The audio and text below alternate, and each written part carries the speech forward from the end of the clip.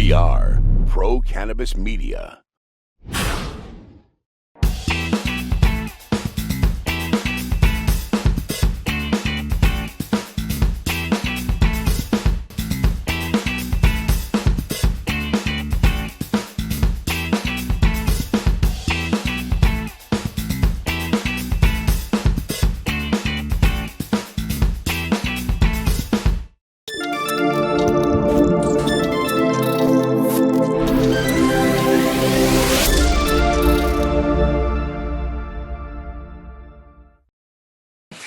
Welcome. Now I can introduce everybody who is on the screen with me in our Zoom room.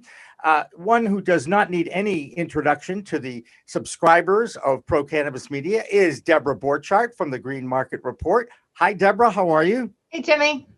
Glad to see you not on a Thursday and not on tape. Okay, so we're already live. That's what I like the most. Rick Thompson from Michigan is with us as well. Rick, how are you today? Always great, Jimmy. Thanks for the invite, and I'm always happy to be here. Terrific. And we're also joined by a special guest that we really hadn't planned on. However, there's breaking news coming out of Washington, D.C., because the U.S. House of Representatives has passed the Safe Banking Act, not for the first time, the second time, the third time, the fourth time it happened. Morgan Fox with the NCIA is with us, and he can actually give us some enlightenment, some insight on how the vote went down. The final score was 321 to 101. So, Morgan, there's a lot of very happy people in Washington, D.C. today, because I know a lot of people at the NCIA and all the cannabis advocates out there, they want to put something in front of the senators, and now they've got something they feel pretty confident about. Tell us how this all went down today. Well, NCIA has actually been working on this legislation in different forms since 2013. So as you mentioned, this is the fourth time it's been approved by the House of Representatives, the first time being in 2019 when it was the first ever standalone cannabis policy reform bill approved by either chamber of Congress. That year, it was a 321 to 103 vote. So the margin is actually a little bit bigger this time.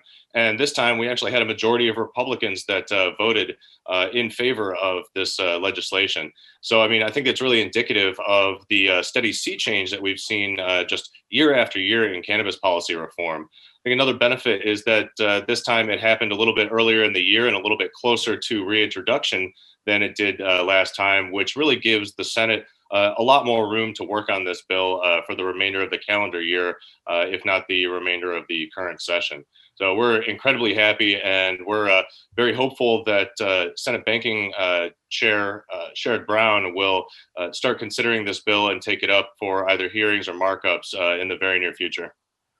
It's never a quick process in Washington, D.C. for these things. However, this is a major step. The first cannabis reform bill in 2021 to get to the Senate now. One of the things that I saw in your release that I got really about 30 minutes ago was the fact that a majority of Republicans in the House actually voted for this as well, because it seems the party lines are separating a little bit. They're softening a little bit. Am I reading between the lines here a little bit?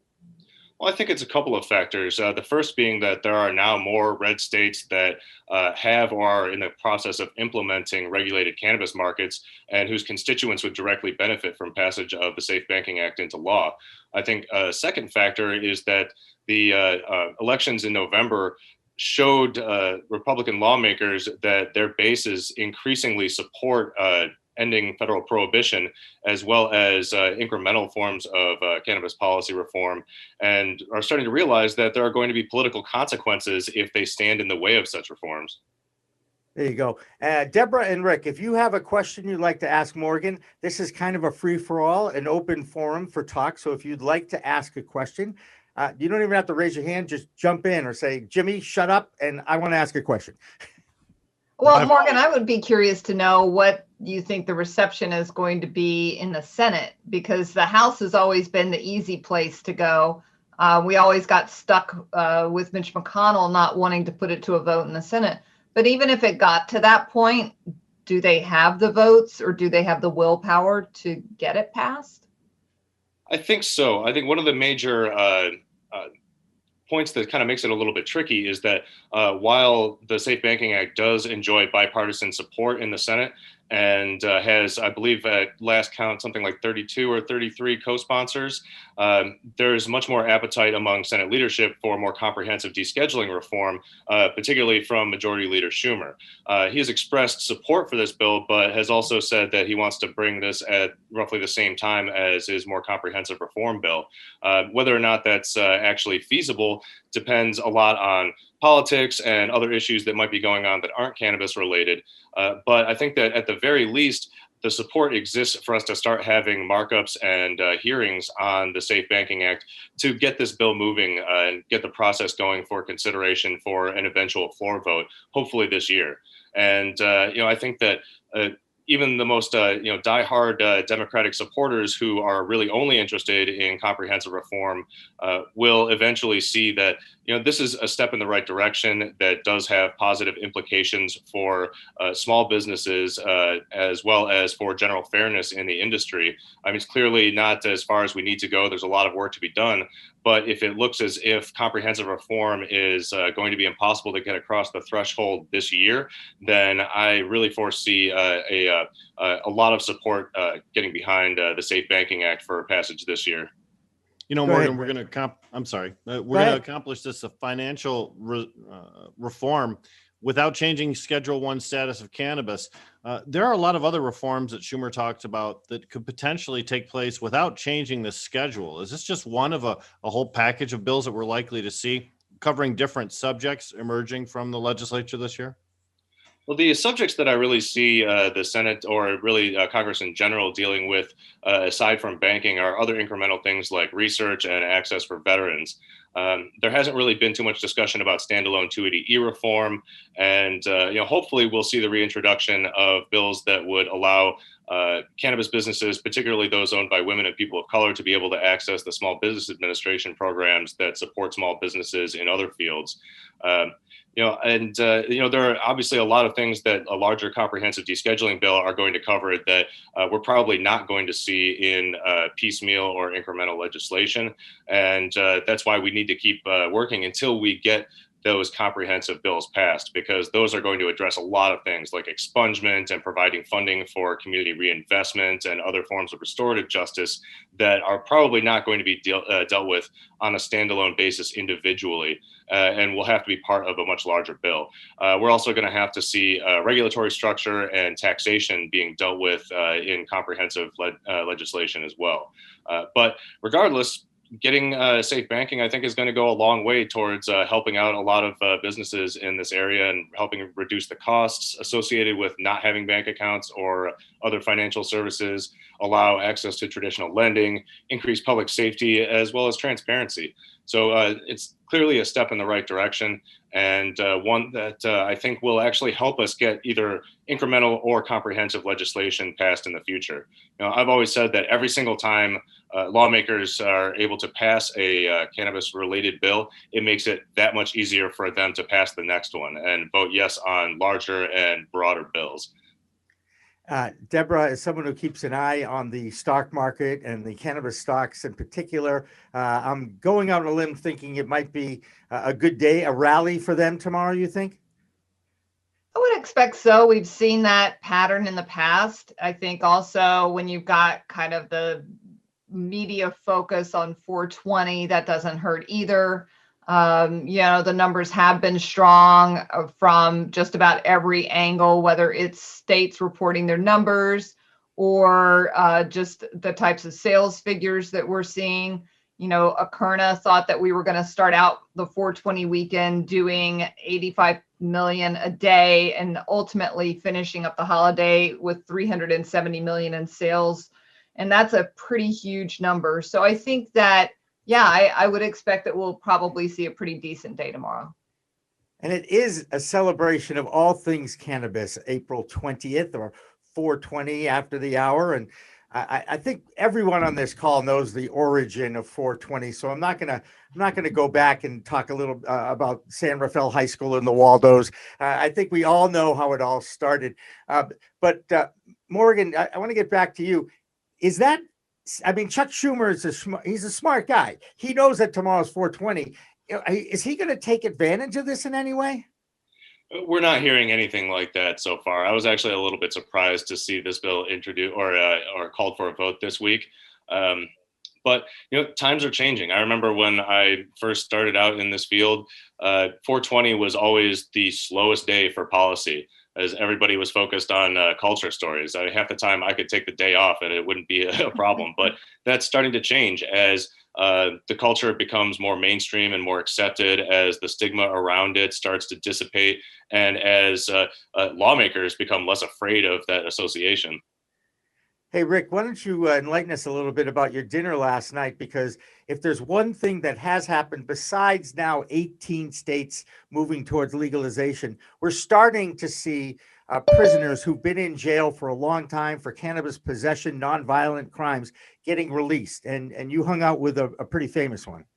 Well, we were very fortunate here in Michigan that we had the help of the Last Prisoner Project, as well as some in-state groups, in order to help secure the freedom of Michael Thompson. He'd been available for parole for some time, but had been meeting some difficulty. We spoke to the Attorney General, who wrote a letter of recommendation to the governor, and that really helped get things going. He was released in January, and since then he's had a fantastic landing. He has his own house, he has his own vehicle, he's got a great job at a cannabis facility, which is a privilege not always extended to people who've just been released from incarceration. But he celebrated his 70th yesterday, and I was fortunate enough to be there with Mary Price from the Last Prisoner Project, and Gracie, who's a brand new in-state worker with them, and about 100 people, mostly family, but a dozen kids running around laughing and giggling and making it a fun event. But really, to see a man who never envisioned being able to hold his grandchildren ever, or to eat birthday cake again, or to wear fancy clothes and a very nice hat Steve D'Angelo gave him, to see a man being able to embrace those type of privileges that we take for granted, it's pretty amazing. And then today, I was invited to his home to enjoy a smaller gathering with his family and a few other friends. And he revealed to me that the Genesee County Sheriff here in Flint, Michigan, where I live and where he lives, Genesee County is our county, and the sheriff is going to allow him to go through the county jail to do a tour, and then also speak to some of the prisoners that are inside the jail to show them a message of hope, but also a message of how to conduct themselves while inside and how to take advantage of some of the opportunities that they have for education and for rehabilitation, and to be an inspiration to people who maybe don't have a light in their particular dark place. What a great Really story. special. And when you hear stories like that, Morgan, it certainly makes your job a little easier when you go in, because all Rick is really describing is freedom. And, a lot of us do take that for granted, but not if you've been behind bars, and not for as long as Michael Thompson did. And think of how those feelings are just emanating through his body and the emotions. How do you vote against it? Morgan, go ahead. I mean, that's why it's so important that along with legalization is that we make every effort to make whole the people and the communities that have been damaged and devastated by prohibition. And whether that's through expungement and early release, or helping to repair the economic and opportunity damage that has been done to communities all over the country. This isn't something that we can just say like, all right, everything is fine now as soon as people are no longer being punished for it. We really have to look at this retroactively. And that's why I'm really looking forward to seeing the draft legislation coming from Schumer's office, as well as Senators Booker and Wyden, to see the extent of the social and restorative justice aspects that are included in that bill. But we also have to remember that the vast majority of these issues took place under state law and at the state level. So there's only really so much that the federal government can do in terms of making whole the people that have been harmed by prohibition. But there are some things that they can do beyond just the federal level in terms of federal expungement, providing pipelines for funding for helping states promote their own expungement programs and things of that nature. So we're very interested in seeing what that legislation looks like and working with those offices to try to improve upon it as the months go by. Deborah, when you hear about the social justice reform that's part of this bill that's driving this, you've been covering the cannabis beat for a number of years. Did you think we'd get here this fast? Well, Well, it's actually been happening at some other levels as well. So I think a lot has changed as a result of the George Floyd incident. We've seen a lot of the corporate cannabis companies institute some social equity programs, some of them a little more performative than actually doing something. But at least they've started to make that process. We are seeing, look at New York State with its new law that it just passed, that 40% of the tax revenues are going to go into a social equity fund that is going to help people get licenses and various other things within that program. So we are starting to see some of the states come back and put in social equity programs if they didn't already have them, and the newer states have them. And we are seeing the corporate cannabis world starting to try to make some efforts. Again, some of them a little more performative than actual, but definitely seeing that change. And I think that really, and I don't know, Morgan may agree or disagree, but I think if we see it more at that grassroots level versus the top federal level, I think we'll maybe see change a little faster than if the government's saying, okay, you need to do this. But I think that because we're starting to put pressure on the companies to do it, that we are starting to see changes. Look, I've interviewed CEOs and asked them point blank, why is everyone on the board just a white guy? And put them on the spot, and I think that that's what it's going to take, is more of those uncomfortable moments where you're questioning people. You say you're committed to social diversity, but you're not really doing it. And so I think that by, me and my colleagues and other journalists, if we start to hold their feet to the fire, then we'll really start to force some change. I think you're absolutely right. Most of these changes are going to take place at the state level, but even when states implement relatively good programs, we've seen that there are shortcomings in pretty much all of them. So it's going to be a pretty serious learning curve, and realizing where being able to be nimble enough at both the state and local level to fix problems and make sure that the results match up with the intent. But it also takes a cultural shift, and you're absolutely right. It requires companies being held accountable for their actions and making sure that their efforts in this area are substantive and not merely performative. Rick, how do you view that? Well, what we're really talking about here, in my opinion, is the character of America. For decades and decades, the government of the United States of America sort of fell down and betrayed people by perpetuating the lie that cannabis was bad for you, it was unhealthy, it was going to destroy our society. And now our children, for the very first time, can look up and see government actually making changes, government adjusting itself the way that the Constitution said that it was supposed to do. And the Black Lives Matter people see that we are actually defunding police departments, and we are actually making some changes in policy. And now our children have examples to look to see that government actually does respond to the people. And what I'd hate to see is that at this point where we really are making such a big change in our nation, if we started to backslide and start let corporations take over and stop reflecting the will of the people. Our 50 states are 50 individual crucibles of democracy. And when you give them an opportunity to show you what they can do, they can come up with all different unique solutions to problems. And then they can problem share. And then each state can have a way to fix the things that are wrong with their individual program. And when we accomplish that, then we're ready to move federally. I'd like to see just the federal government get out of the way and let the states continue forward as they have been for the last, 15, 20 years. Morgan, is that a good plan? Well, I think that at the federal level, at this point, we can't just get out of the way. We have to work towards making sure that we can level the playing field. I mean, I'm generally a pretty free market guy, but the basis of free markets is healthy competition. And when entire swaths of the population are unable to compete because of decades of prohibition and being robbed of generational wealth and opportunities, you have to take action to level that playing field. So I think that is going to require effort at the federal level. And then once the playing field is level, or at least some semblance of level, then we can start looking at, maybe drawing back some of the, the support that exists at the federal level. But, even with the help of federal legislation to try to rectify some of these wrongs, it's still going to be largely up to the states. And even if we made cannabis legal tomorrow, it's still going to be illegal in a lot of states. There are still going to be plenty of legal states that don't have robust restorative justice or social equity programs. So this is going to be something that has to be worked on continuously over the next 10, 15, 20 years at every level of government, as well as in the private sector. Socially responsible capitalism is a term I heard back in the 90s. It was a bank in Boston called the Wainwright Bank, actually, that introduced that term to me.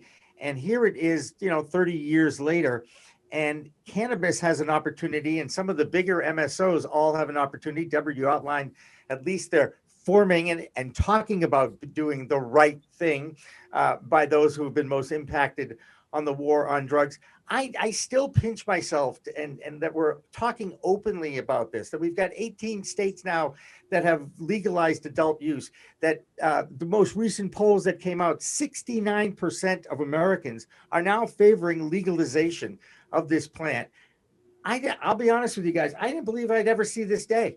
You're going to tell me that the U.S. men's national soccer team is going to win a World Cup next. That's the only thing that's left in my book, Sorry, I had to throw that in. But we are definitely, I pinch myself that cannabis is a political issue, that cannabis has become a race issue that we can talk about, that law enforcement is perhaps starting to recognize that they have an issue amongst themselves, and that our prison system is a mess. And here is cannabis right in the middle of it all. I'm just blown away that the world is evolving around this plant at this point. All these major social changes are coming, and our children, as you guys are talking about, 20, 30 years, they're going to grow up with cannabis as part of their lives, like we grew up as beer and liquor as part of our lives. And I'm just amazed to see the whole thing.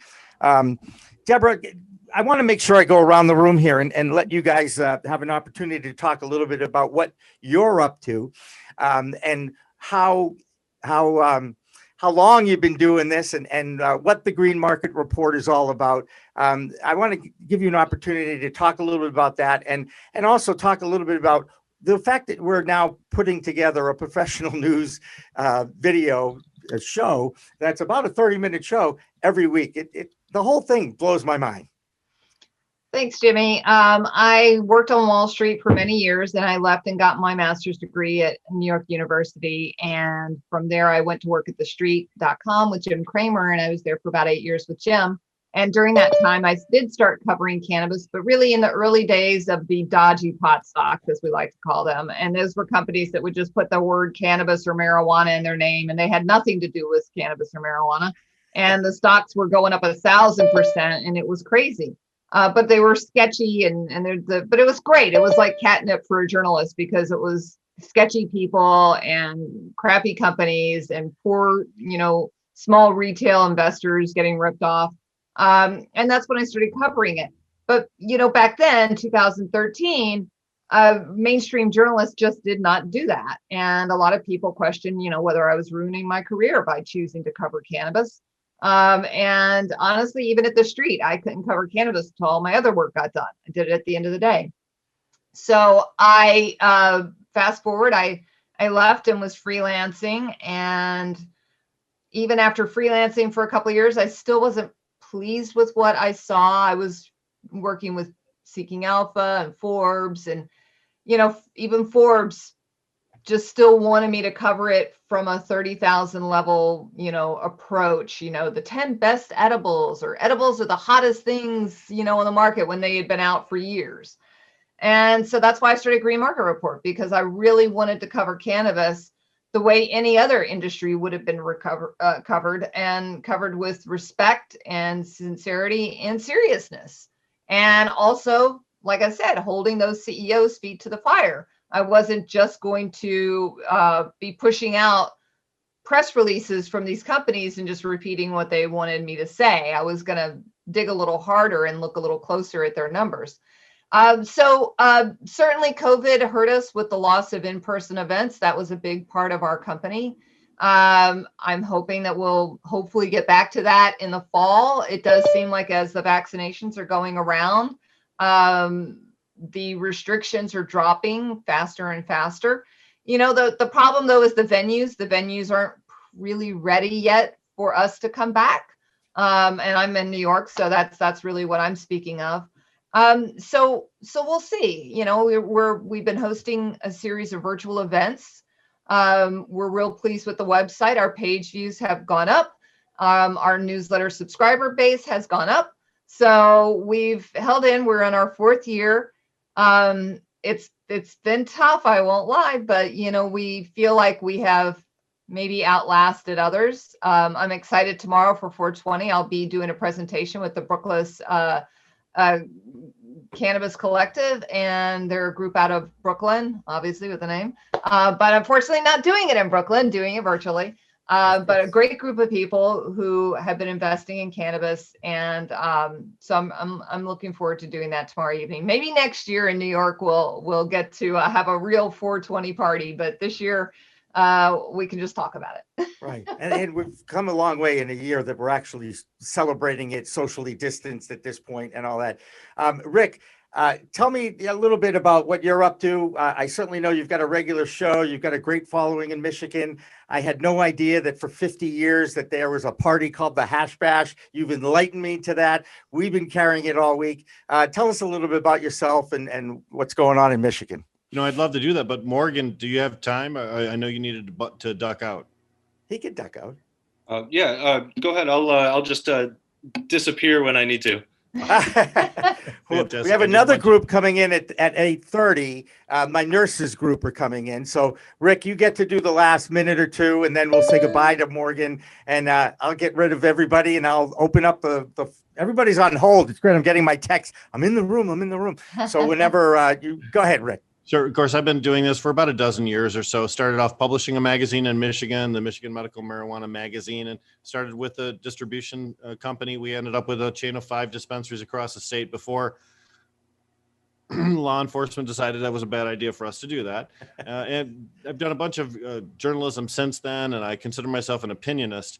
But most recently, I'm a podcaster, and we have the Jazz Cabbage Cafe, which we broadcast every Tuesday, tomorrow being 420. We're doing a remote broadcast from inside a dispensary here in the state of Michigan in Ann Arbor, Apothecare, which has an organic growing system. But importantly, we're also going to get a remote broadcast from a very special fishing tournament taking place in Florida tomorrow. It's the 420 Cannabis POWs fishing tournament featuring some of the greatest smugglers of all time, Bobby Platsorn and Adam Brook from up here and Richard DeLisi and some of the other folks that have really spent a lot of time in jail for cannabis crimes have been recently released. It's a nice way for folks to get back and give back. Stacey Theus down there with the Cannabis is doing it, and I think Select is also helping them as well. So that'll be exciting. And Morgan, how are you going to celebrate 420 tomorrow? You're going to go to work. Oh yeah, always. Maybe I'll get a little bit of time off during the late afternoon, early evening, or something like that. But no, it's going to be nose to the grindstone for us. Well, we appreciate the work that the NCIA and all the lobbyists in Washington are doing. We're all part of history, and we're all documenting it, and we're journalists, and we like to talk about it. We're talk show hosts, and we're part of a very amazing movement that is touching a lot of our society. And I'm very proud that we were able to start this thing. And I have no idea how big it's going to get, but I really appreciate the efforts of everyone in this Zoom room because I need you. You've been in the trenches. I'm late to the game, but man, I'm catching up fast. Okay. Because we're streaming 24/7. We're not looking back. I can tell you that. And we'll just keep it going until I can fill 7 days a week of cannabis information, education, and news. So Debra, Rick, great to see you. We'll see you on We Talk News. Morgan, we'll see you the 3rd Friday of every month. And we're going to take a quick break, and then we're going to fill it up with the nurses of America. Don't go away.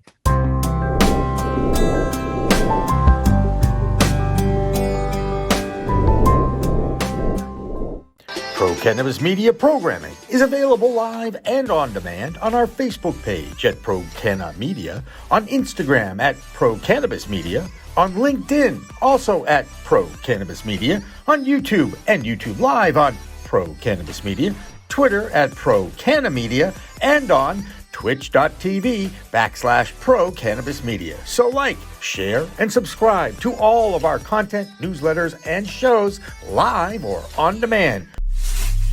We are Pro Cannabis Media.